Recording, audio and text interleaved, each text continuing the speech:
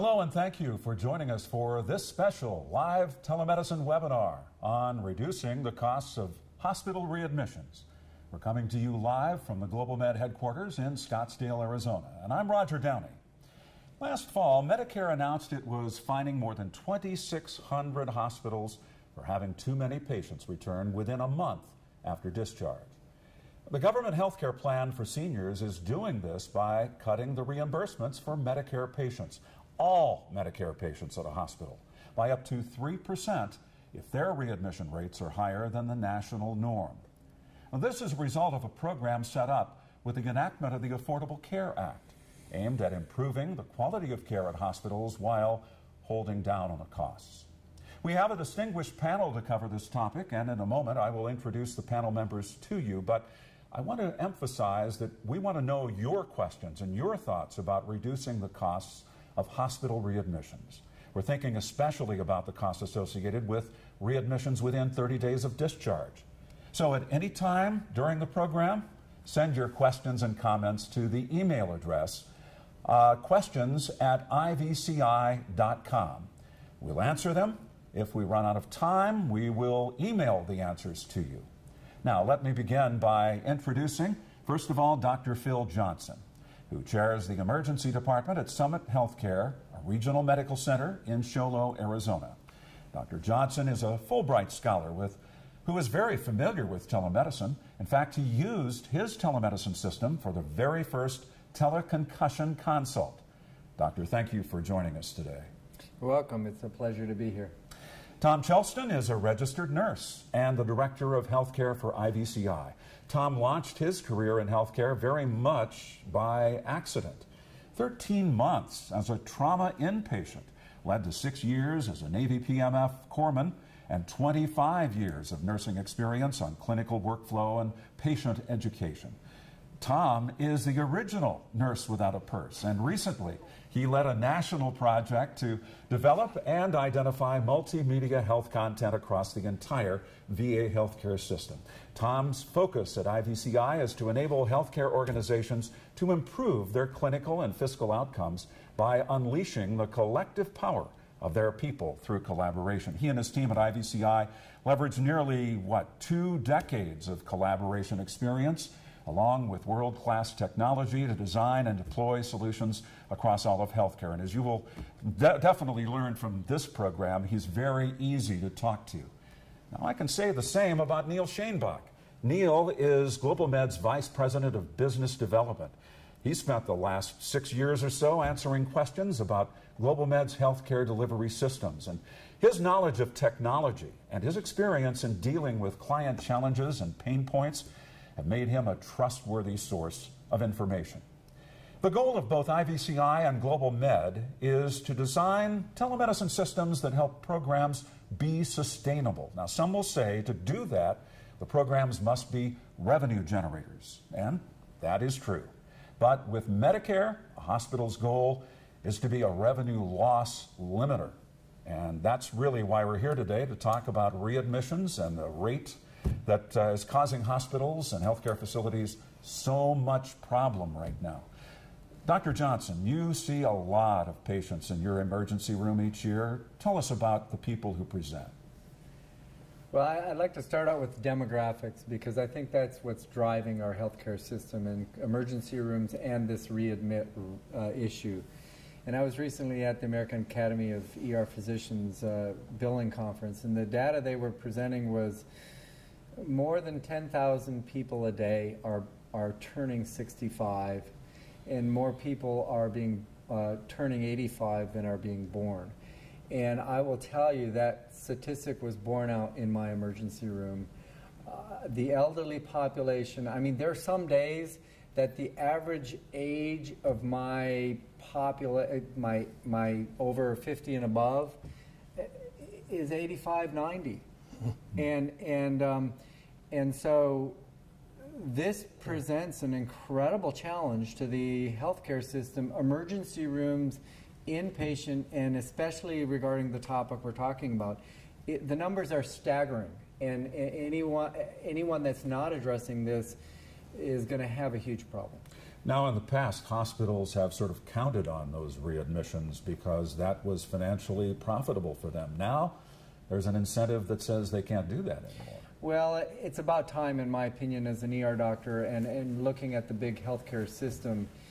We need to move to a system which is designed to keep people healthy instead of having them sick and come to the emergency room and be admitted. And so I think it's really a step in the right direction. There's now an incentive to keep people healthy versus the previous model was an incentive to have them admitted and make money on their admission.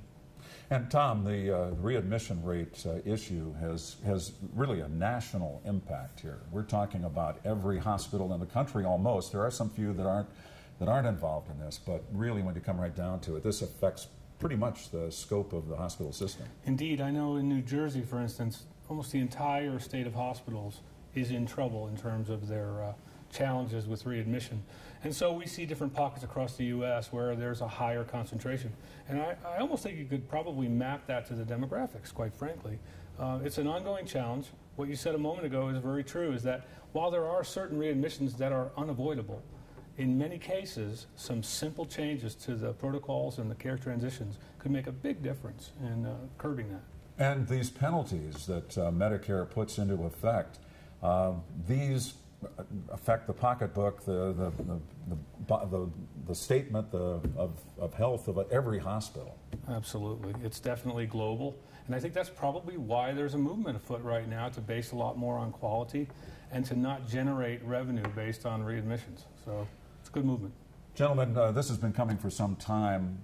Has there been one healthcare solution that can resolve this? I mean, is there some magic bullet that can take care of this readmission rate problem? Well, you know, I think it's a full gamut. It starts with engaging with the patient and however they interface with the healthcare system. And so in my situation, it's the emergency room. And I need to engage with that patient, become a part of it, understand that patient, have them engage with their own health because they need to understand it.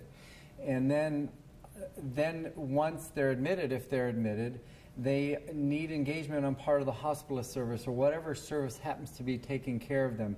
And then that discharge planning piece needs to be putting that patient first and engaging that patient in their own care. They need to understand it's their body, it's their CHF, it's their COPD, whatever it is. And, you know, for instance, COPD, they need to understand that the single most thing that they can change in their COPD life is to stop smoking. And that alone will change your readmission rate. I'm just taking one example, but so engage in their care. It's their body, it's their disease. Once they understand it, then that outpatient piece needs to be put in place. That discharge planning, that discharge communication, it needs to be paperwork, but in my opinion, it needs to be the field and touch that the patient knows I'm there for them. And then finally, that outpatient piece needs to be engaging. It can't be disengaging. And engaging, in my idea and perception, is whatever you can do to have more field and touch with the patient. And telemedicine is the perfect solution because we're all time broke and we're all dealing with the time and the money issues of this system. And so that can add to that other piece which can prevent that readmission. Mm-hmm. And so in my mind, it's engaging. And I'll just have to say a piece here as an ER doctor. It's time that hospitals look at the medication list that sometimes is 13 and 14 medications. And I look at this and I'm like, there's no way they can take that. And which one is more important? Is their Lasix more important than this? What are the priorities here? And in my mind, there needs to be a team approach in the inpatient saying no. And yes, it needs to be involved with the cardiologist and the primary care and all the other people that are prescribing this to say what is the right thing, because no one can take 13 medicines and they all interact with each other. So that's a long-winded way of saying it's a full picture, and you need to look at it as the full picture. It's a beautiful way of saying it because, frankly, ER is one perspective, but across the entire care continuum, by placing telemedicine solutions and technology in places pre-disease, if you look at the care continuum as a linear picture from pre-disease through end of life, there are moments in care where there's a revolutionary thought process right now to plug telemedicine and telehealth solutions in at different points in the continuum where no one's even thought about it. That can result in not having 13 meds when the patient's discharged and the physician looking at the sheet and having to manually reconcile these drugs. It's just not practical. And let me just bring in Neal to the conversation. Neal, we're talking about telemedicine. We're not talking about one device here or one device here. We're talking about a system that is integrated, that can provide healthcare opportunities for the patient by, getting that information to the doctor. Yeah, and I was going to even ask, do you think, Dr. Johnson, that this is a part of the patient not really understanding that admission, that visit to the hospital is not a part of that care continuum that Tom just referenced, that they just see that as a one instance and they're not looking at it as the true life cycle of the disease or the struggle that they're going through, whether it be COPD or pneumonia, or in many cases, CMS delineates amputation, and some of those are readmissions because of the wounds that aren't being appropriately healed. Is it really getting to the patient, and then also in the outreach aspect of it, keeping in front of them with their primary care providers to show them that this is critical to the life cycle of their health? Yeah, I would say that we have such a multifactorial set of diseases in this country, and I do believe a lot of this is diet related in our lifestyle, which in my opinion needs to change radically, and the whole system, including telemedicine, needs to interface with that and become an active part in that. But underlying so much of this disease is simple diabetes. And if you're diabetic and you have CHF and or a combination of CHF and COPD, all three interface, and a whole lot has to do with that first baseline. What are you eating, and is your diabetes under control? So yes, you're right. They need to understand that this is their disease. They need to take ownership of that. This is their body. They need to be an active participant in if they want to live longer. It's really simple, but that's where we all are a big team. I think I've said this before, that the healthcare system needs to put the patient first every time, and I teach it that you need to treat the patient as if it's a family member. And when you do that, that adds a human overlay that you are going to talk to them about this is your disease. It's not mine, it's yours, but guess what? We have these things that we can do that can change it. And let's empower them. So often they're disempowered. And let's empower them that, you know what, you can make change. You can probably add 10 years to your life if you do this. And this brings us right into the video that we want to show. This is a simulation of what we think a home televisit would look like, with a patient and a lower level provider who is visiting to make sure that the patient is okay. So we're going to look at that video right now.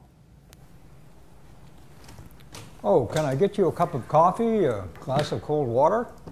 No, thank you. I think the real question is, how have you been feeling? Oh, pretty good, so-so. And how have you been sleeping now? I sleep pretty well, thank you. Dr. Sherman mentioned that right before you were discharged, you had told him that you were having trouble sleeping in the hospital. Well, that was probably because I was in the hospital. And they keep waking you up and giving you a pill, and then they expect you to go right back to sleep. That's true. But it feels awful good to be home. And we want to keep you here too, but we also want to stay on top of your health problems so that you don't have to go back. I'll go along with that.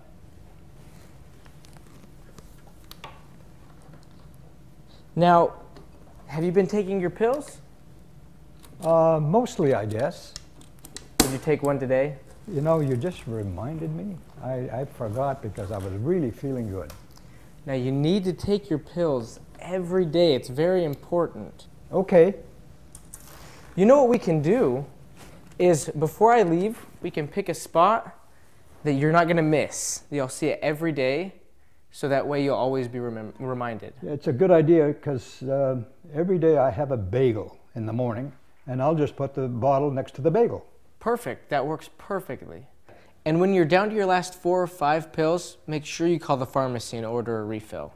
Now, what I'm going to do is I'm going to put on these earphones and I'll go ahead and listen to your heart.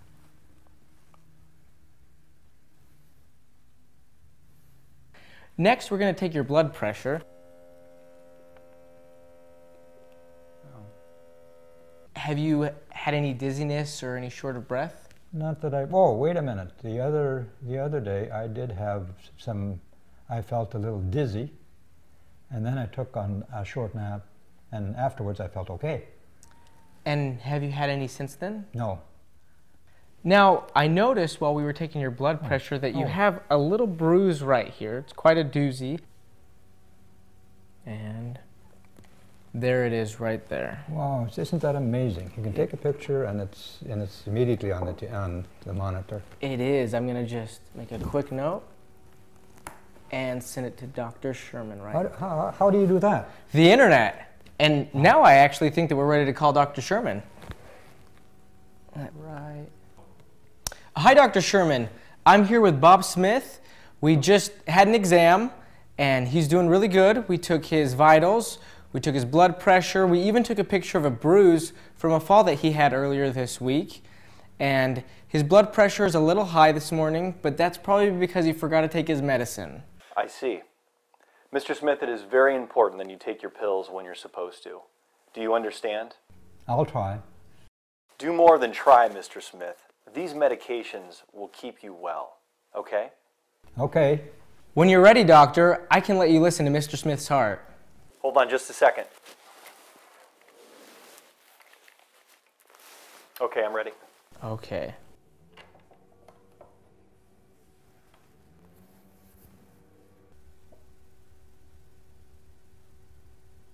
Okay, no change there. Let's hear his lungs now. That's good. Have you been feeling okay? I'm fine. No pains? No pains. Felt out of breath? Nope. Well, actually, Doctor, Bob did mention that earlier this week he got a little winded and dizzy and he needed to lie down, but after he had some rest, he felt much better. That right? Yes. It's important that we know these things so that we can keep you out of the hospital, okay? I will, doctor. Here's what I want you to do. First of all, don't skip the pills. We need you to take those every day. So if you're having problems catching your breath, I want you to call my office immediately. Understood? Yes. And if anything else unusual happens. Yes. And before you go, Paul, make sure he has our office phone number and my phone number on his refrigerator. I'll do that, Doctor. And Mr. Smith, if you get chest pains, I want you to call 911. And that means keeping your cell phone with you even when you're around the house. I will, doctor. Mr. Smith, you need to be careful and you need to follow my instructions. Well, Doctor, we actually already made a plan on where to put his pills. He's going to leave them right by his bagels. He has a bagel every morning, and so that'll help him remember to take his pills. Good. And we're going to check on you again real soon. Thanks, Paul. Goodbye. Thanks, Doctor. Goodbye. Bye. Okay, what you've just seen is a simulation, obviously. Our actors were there, but the devices that were used are actual and they're real. Explain how this recently released heart patient was seen telemedically with this device, and what is that device? Yeah, we actually have one here with us today. The transportable exam station really is unique solution for telemedicine and for healthcare delivery as a whole. It provides access to patients where it was previously a challenge. The video we just saw shows a home-based primary care encounter, really a follow-up to a patient who's already been seen for their heart condition. But the transportable exam station can be used in a home-based environment. It could be used in a skilled nursing facility. It can be used in a corporate environment. We talked about really interacting with the patient early on, pre-disease, diabetes, weight control, smoking cessation, some of the things that end up in a hospital admission, catching them early on. We're interacting with the companies at a corporate level that are really trying to encourage their employees to better health, which is exciting all around, I think, for not only for the providers in the hospital, but I think for just the health of Americans and globally, for that matter. We're seeing the interaction early on and the education early on and the seriousness of the disease states that can arise from some of their wellness. Now, explain a little bit of the technology here. I saw a computer, I saw a blood a cuff for taking your blood pressure, I saw the bell of a stethoscope, and then I also saw an exam camera. Obviously, we couldn't show a lot of everything because it would take too long, but what kinds of devices go into this, and how are they integrated? You know, really, you can start with just a basic interaction with audio and video if you wanted to. And you saw early on in their interaction, that's really what they were doing. But you can add vital signs from blood pressure to pulse oximetry to temperature if need be. Some of the basic gauges of vitals that are important to the provider on the other end. Stethoscope, complete auscultation of heart sounds and lung sounds. You can do wound follow-up. We spoke of that earlier on as an important readmission indicator for CMS, is really the follow-up on wound management and the debridement of those wounds, to otoscope.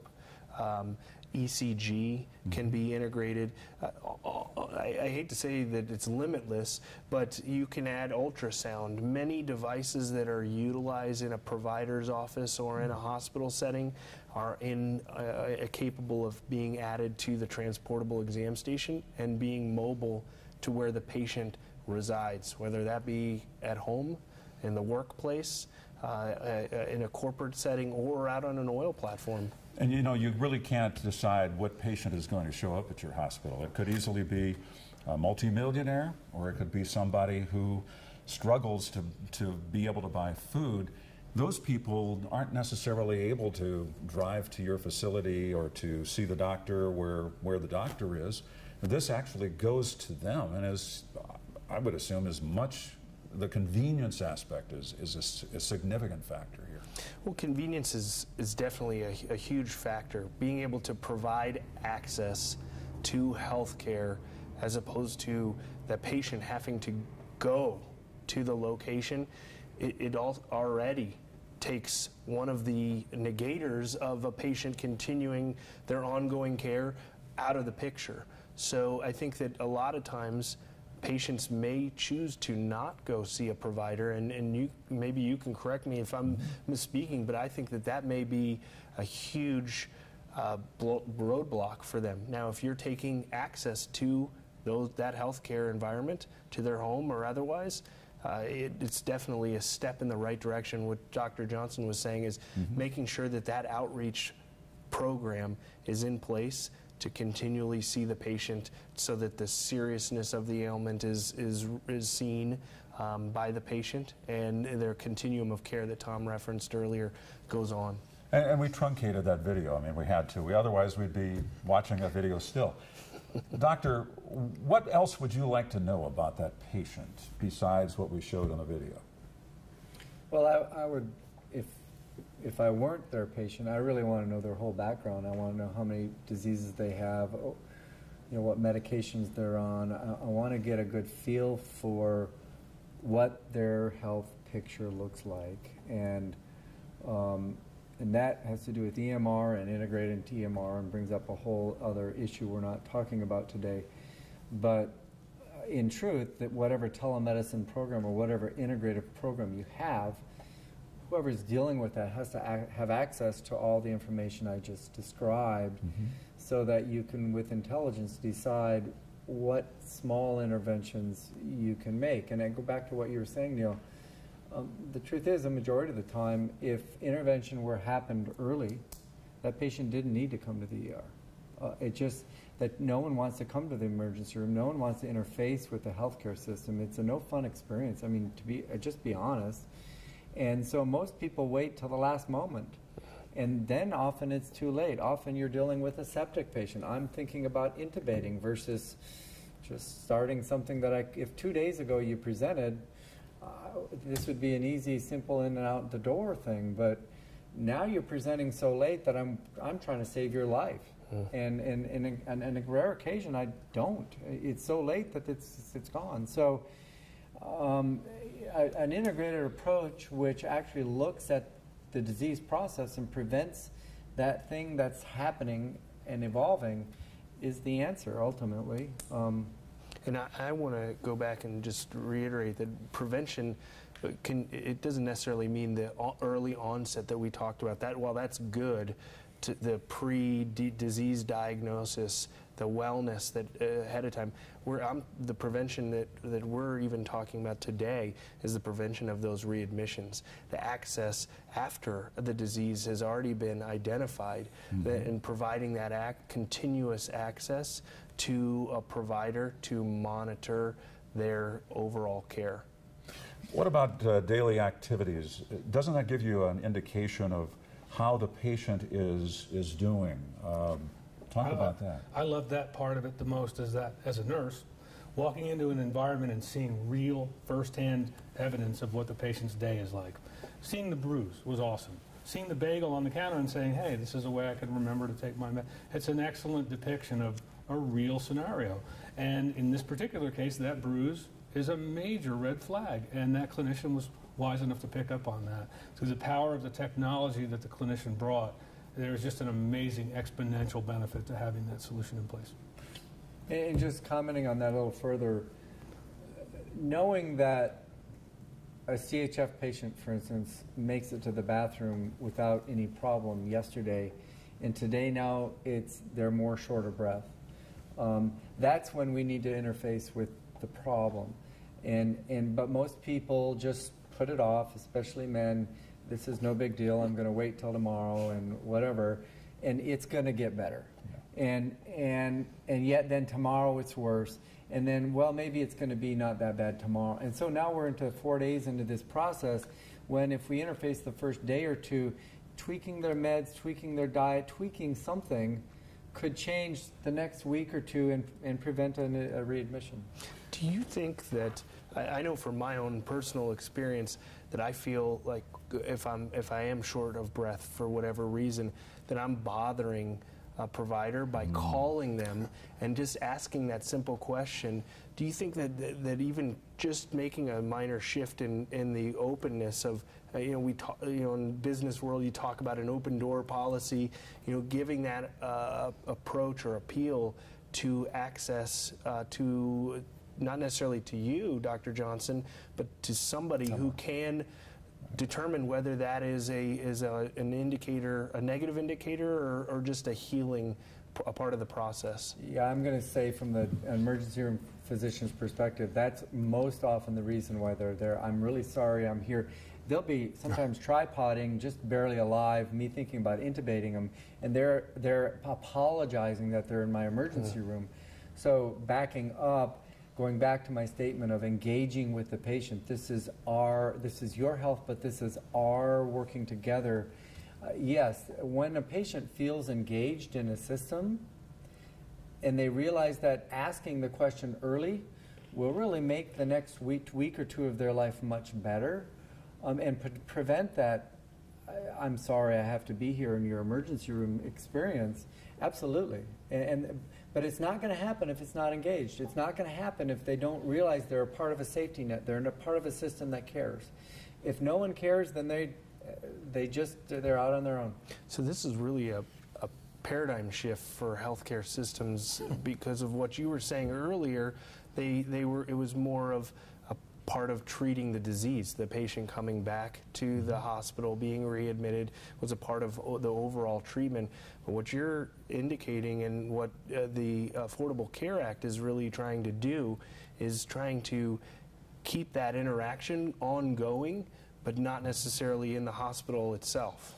And absolutely. Why? Because the hospital is so expensive you can't imagine. I mean, we can do a whole lot.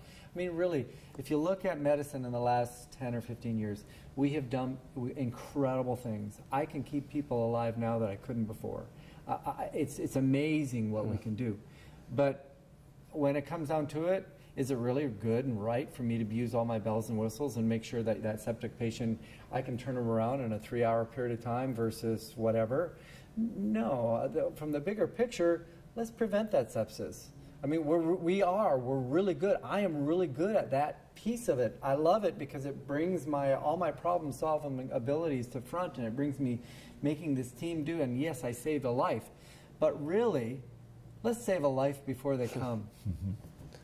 I want to mention, first of all, that you probably have seen the email address that has been shown frequently during this program. If you have a question or a comment, please send us that to questions@ivci.com. We'll get to some questions here quickly because I think those are the important things. We want the audience to tell us what they want to know about the readmission situation in this country, again, which, if you're just joining us, is a serious matter. It is causing hospitals to lose money.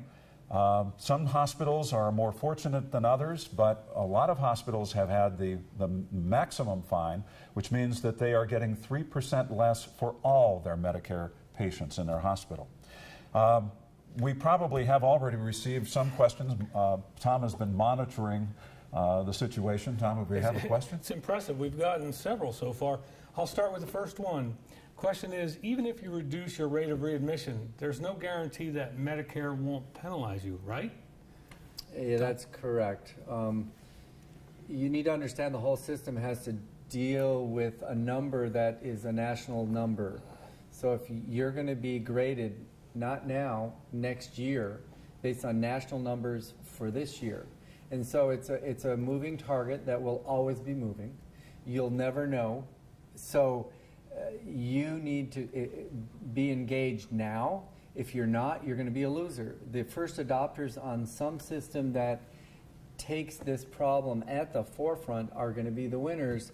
The losers are not going to be addressing it. And to answer your question, the only real guarantee that you're not going to get a 3% hit, and people that don't maybe understand the economics of this think 3% is a small number. 3% is millions and millions and millions of dollars for most hospitals. This is huge. And so you can't ignore this. And really, to answer your question, the only way that you can feel really comfortable with your number is if your number's 0. And you can't wait, like you say. I mean, if you wait now, because the year is a fiscal year. So they started the year last, October. October 1st, right? Yeah. And it's going to go to September 1st. 30th. September 30th, that's right. So if you wait, you're waiting until all of the figures are going to be in. The cat's out of the bag. But isn't it also on a gradient, though, anywhere between 1% and 3%? Exactly. So if you may be still penalized, but you may be lowering your penalty year over year. So it's not to say that to throw your hands up and just say, well, I'm going to be penalized anyway. You have a goal that Dr. Johnson said it's a moving target, but at least you can improve upon year over year and hopefully get to 0 is probably yeah, and you know, 39 hospitals got that 3% penalty, and they're not the little hospitals. They're some of the major hospitals, especially in the East. I don't think New Jersey had a hospital that wasn't penalized, first of all. And the oldest hospital in the country in Pennsylvania, I think, got dinged really badly. So, yeah, it's there, it's happening.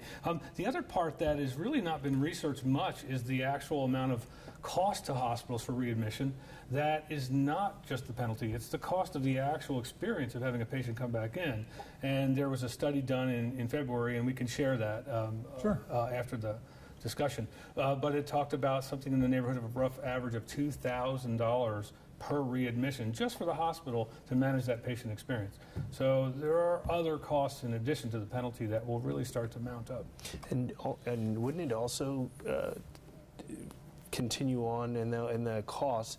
I know maybe this was a part of that study is once you admit or another patient that could have been prevented, you could have another patient that may have a need that you can't see or delay seeing because of that readmission. And that, those are probably some soft cost moving targets that are difficult to capture. Because this is so costly to hospitals, let me ask you, doctor, do you feel any pressure about readmitting or not readmitting a patient that shows up? Yeah, again, I was at an ACEP conference on billing recently, and that was brought up. There's going to be pressure on me all the time. And the truth is, if you come in not too bad, I can likely turn your CHF around. Sometimes I can turn your COPD around in short order. In our hospital, like most hospitals, has an observation unit. For us, it's a part of our ED. And I can actually put them in that unit maybe for 8 hours, maybe for 16, maybe till tomorrow morning. And that, I'm glad we have that as a part of our paradigm now, because before we just put them in the hospital and they were there a day or two or whatever, but now we're jumping on this very quickly, and we're realizing that if I for our CHF, for instance, I get the nitrates going, I get the lasers going, I get whatever I need to get going, I can get it right now when you come in the door. And then I can see you every 15, 20 minutes or half an hour. I can see how you're progressing. And if you're progressing nicely, and the patient will tell you, we gave you this, it's a half an hour later, how do you feel? I feel a lot better. Well, if they say they feel a lot better and they're talking full sentences now when they're only talking in a sentence with 2 or 3 words, well, I'm going to probably win on that battle, and I'm probably going to get, but there's a lot of pressure, appropriately so, and in my mind, emergency rooms need to design systems which handle this problem, because the truth is, I can save my hospital a lot of money if I jump on these patients really early and get really good at what we do. And again, we're protocolizing a lot of our service lines in medicine, and that's appropriate. This is the problem. We are great at sepsis at my hospital. We jump on it. It happens. We have some of the best sepsis rate in the country. That's what you want to do. And with these particular problems, jump on it, treat it, and often in a 6 to 12 hour period of time, you can put them back at home without admitting them. However, again, they need to have a safety net that they're going out to. If I'm going to send them out and I prevented that hospitalization, I need to know that there's some follow-up. And so if there's already a system in place that I can plug in and say, you know what, I got you home, but I need a home health nurse there tomorrow. If I know a home health nurse is going to see them tomorrow and I have a system in place that's going to have follow-up tomorrow, I'm going to be able to discharge a whole lot more than not a safety net in place, because I'm always going to play the safety key, and our doctor is going to do that. Now, skilled nursing facilities are a place where many elderly people are living, and oftentimes, there is really no lower-level provider there, maybe a nurse, but nothing more than that. And yet, if somebody gets ill, there is no one really there to decide whether that's a serious enough thing to send them to the hospital, or do they need to really go there? And yet, if they don't send them to the hospital without having a doctor give them some advice, they're risking liability. So, wouldn't a system like this work well in a skilled nursing facility so that they could explain to the physician what the situation is and the patient could, be given care? Depending on your institution, I think you want to know your SNF readmission rate and monitor that specifically. And if it's up to 30–40%, if you're not intervening in some kind of telemedicine intercommunication program, you're missing out on the boat, because if you have a method in place which has all of the pieces that will solve the problem, I would say 80 to 90% of those SNF patients could be taken care of in the SNF if intervened in the appropriate time. Were you going to add to that? I heard just... No, I think that it's incredible, and we're starting to see more and more assisted living, skilled nursing facilities that are communicating with their local healthcare system to provide that safety net that Dr. Johnson talked about, so that when a patient falls or when a patient has hip replacement surgery, whether that be due to the age and deterioration or sometimes elective, those assisted living facilities, this is one of the things that CMS and Medicare are looking at from readmissions, and to have access back to the skilled nursing or the assisted living to do follow-up, to do post-surgery, or even for the wound treatment and bed sores in some of those facilities, to be able to monitor those, to me, is a huge next step for controlling readmissions. I want to get to some more questions that people have, sent us, but describe the relationship between IVCi and GlobalMed. What is that? That's a great question. So IVCi has been historically in the business of video conferencing and audio-visual solutions across all industries, really, but in particular in the healthcare space. The marriage of the telemedicine solutions that GlobalMed brings to the table with our unique ability to design solutions at different moments in care in the continuum has been successful in places like the VA and University of California and a few other clients. And I'll let Neal expound on some of that. Yeah, really, it's been a marriage partnership for almost 5 years now that GlobalMed and IVCi have been working together. And the great thing about it is that we have a set of expertise at GlobalMed.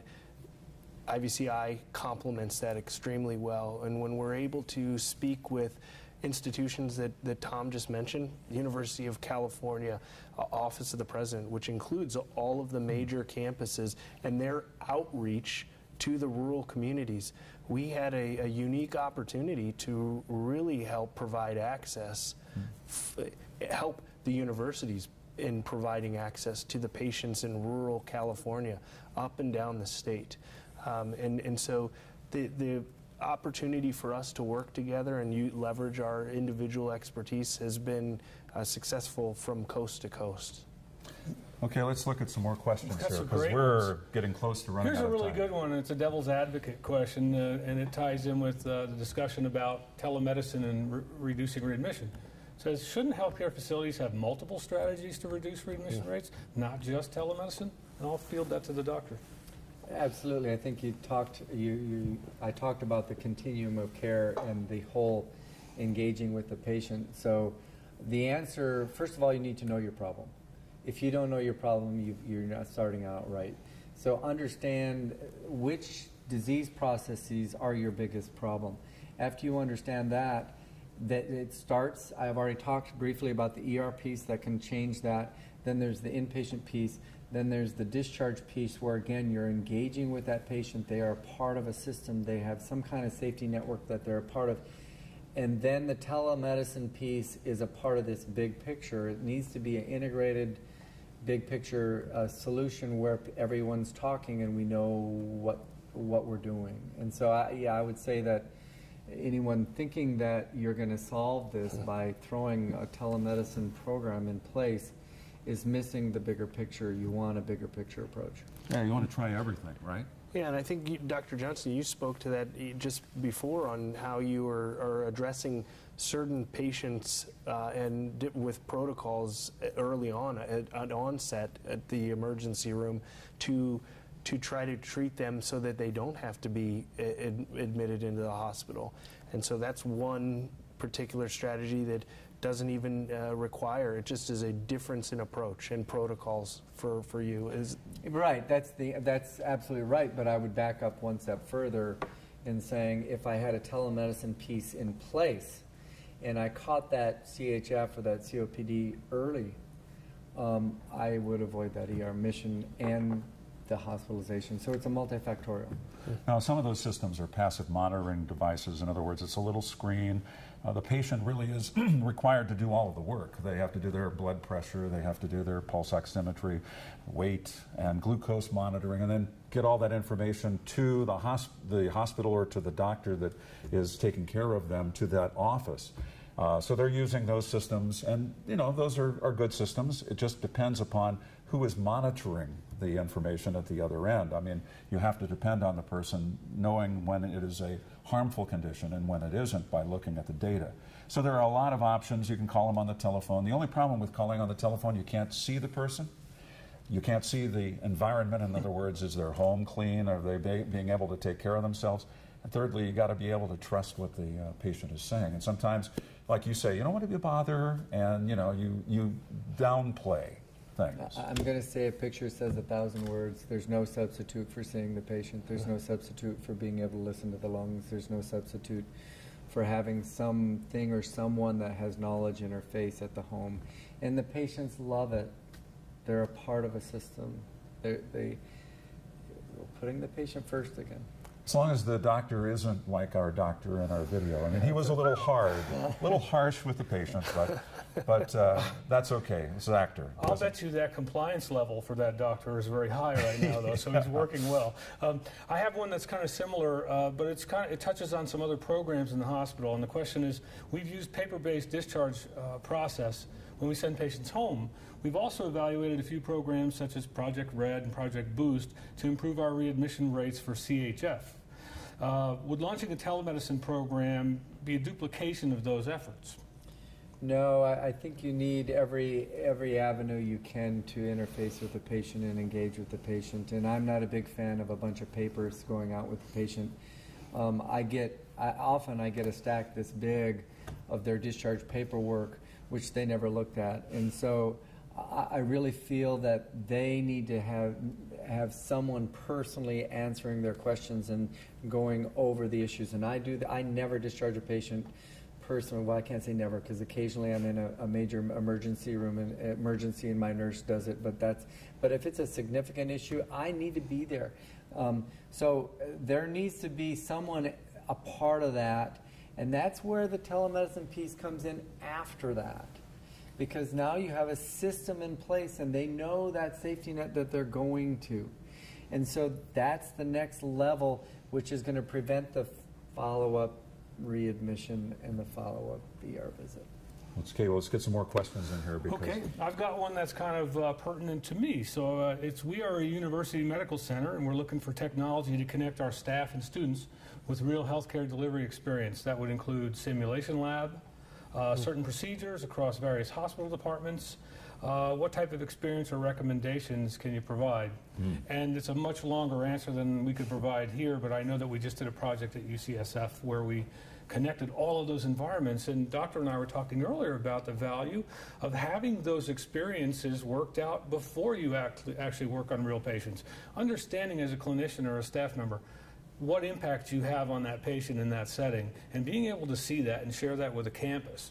So in a lot of teaching hospitals that we work with, they value that benefit of being able to see practice. They can practice a lot. And that really carries over to when you're working in a live environment, whether it's a patient home or even in ER for that matter. What are your thoughts? Yeah, I agree 100%.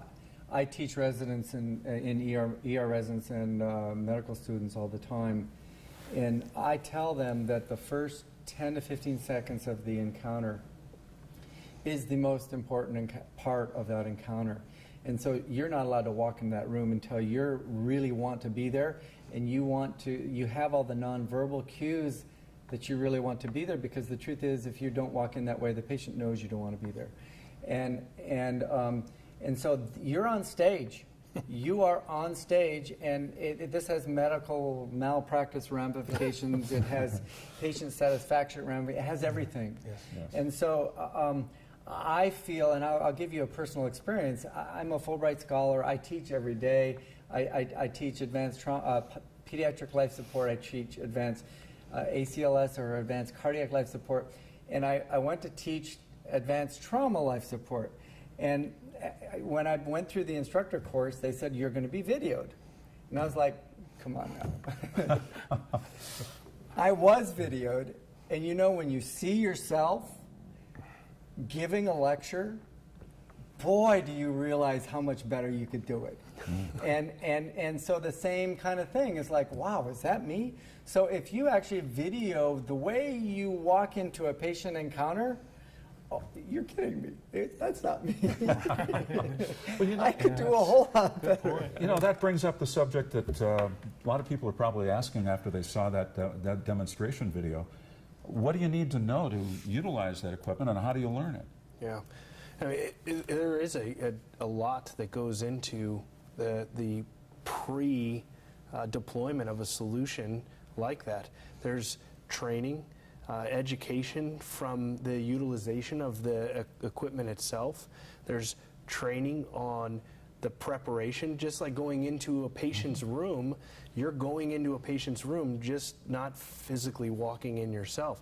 So there's even the training on how do you do that and engage with the patient so that it simulates you being face-to-face. Even to the point of your dress, the background, patient privacy has to be taken into account, that you're doing these interactions with the patient in a patient privacy environment. So those are some of the considerations that we walk the institutions, the companies, skilled nursing facilities, and physicians through ahead of time so that they are prepared and treating it just like any other visit. So we just don't give them the equipment. We give them the equipment to use, but we also show them how to use it. There's levels of education, whether it be on-site training. Training can be administered remotely, and we even have from GlobalMed, we have a learning management system that allows for ongoing continuous education online. They can go and review prior to their day if maybe they've been off for a week, coming back from vacation, just to review that comfortability. I think we might have time for one good question. I actually have a great one, and it's going to take a group effort to answer it. The question is, I've been asked to start planning for a new telemedicine program at our hospital to be launched in 2016. Who should we include on the planning team?